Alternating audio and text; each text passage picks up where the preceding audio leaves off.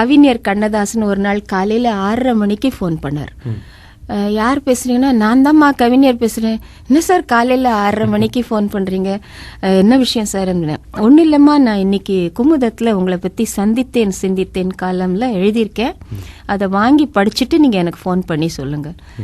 கவிஞர் இந்த நூற்றாண்டு கண்ட ஒரு மகத்தான பாடலாசிரியர் கவிஞர். அவருடைய கையால் எழுதப்பட்ட ஒரே பாடகிங்கிறத நான் ஒரு பெரிய மகுடமா நினைக்கிறேன். ஸோ அதை விட எனக்கு ஒரு பெரிய விருது இருக்கணும்னு நான் நினைக்கல. அதே போல நிறைய எழுத்தாளர்கள் கவிதைகள் எழுதுறேன், எனக்கு இந்த காழ்ப்புணர்ச்சி பிடிக்காது, அவசியம் இல்லைன்னு நினைக்கிறேன். ஏன்னா இந்த மனித பிறவி கிடைக்கிறதே ரொம்ப ஒரு புண்ணியம் செய்துதான் இந்த மனித பிறவி அடைஞ்சிருக்கும். அதனாலதான் நம்மளுக்கு ஹியூமன் பீயிங்ஸ்னு பேரு.